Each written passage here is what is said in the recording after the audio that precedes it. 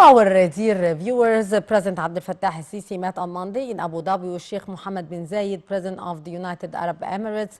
The two Arab leaders expressed their pride with the close fraternal relations between the two nations, which were reflected in the close coordination between the two states with the aim of supporting the stability of the Arab region in light of the international and regional challenges. To shed more light on the issue, we are very much delighted to be joined over the phone by Ambassador Hussein Haridy, former Assistant Foreign Minister. Ambassador Haridy, good morning, sir. Good morning, madam. Ambassador Haridy, how do you see the importance of such a meeting between President Abdel Fattah al-Sisi and Abu Dhabi Sheikh Mohammed bin Zayed?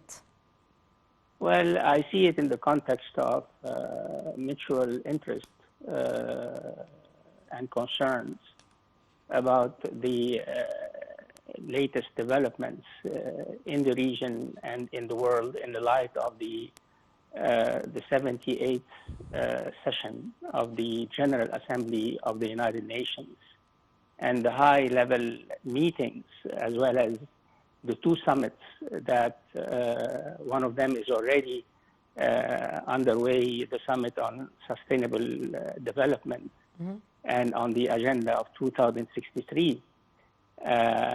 In addition to the fact the latest developments in Khartoum, Sudan, and this meeting, this summit between the Egyptian president and his Emirati counterpart comes in the wake of the G20 summit in New Delhi, where on September 9th, various countries announced what is called the construction of what's called the economic corridor that would link India to Europe via the Gulf, some Gulf countries, Jordan, Israel, and then to Europe.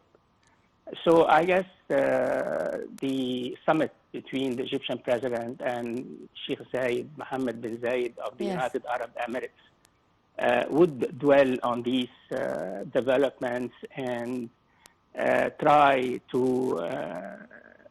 promote, to develop a common position, a common Egyptian and Emirati positions on these developments. Whether this is possible or not remains to be seen. Yes. Ambassador Haridy, the meeting between the two leaders came during a very critical timing for the region. Many crises are happening. So how do you see the vision, the common vision between both Egypt and the United Arab Emirates regarding these very challenging situation in the region? Well, as I said earlier, it remains to be seen whether the two countries, the two leaders see eye to eye. And I underline eye to eye on some pressing questions and crises facing the Arab world. And of course, I'm not in a position to say whether they have identical views on everything. I can't, personally speaking, I can't imagine that they have identical views on everything. Yes. But I believe that this summit is an attempt on the part of Egypt and the United Arab Emirates to develop a common stance, if this is possible, on all the issues on the table facing the Arabs, facing Egypt and the Gulf countries. But having said that, we shouldn't, when we talk about relations between Egypt and the United Arab Emirates, we should not de-link these relations from our overall relation with all member countries in the Gulf, in the Gulf Cooperation Council, because this is very important for us. This is very important from the point of view of Egyptian interests and Egyptian foreign policy and Egyptian diplomacy, and effective. Speaking about an effective Egyptian diplomacy in the Arab world, that we should always discuss relations between Egypt and the United Arab Emirates in a larger context. We cannot separate these relations from our relation with the other 5 countries in the Gulf. Indeed.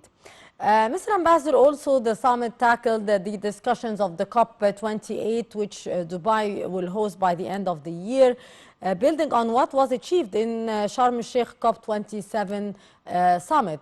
What's your take on that, Mr. Ambassador? Well, as you may know, Madam, the Secretary General of the United Nations is convening a summit on climate action tomorrow, September 28th. Yes. And he invited not only government leaders, but he invited the business leaders, leaders of non-governmental organizations, in order to take part in the summit.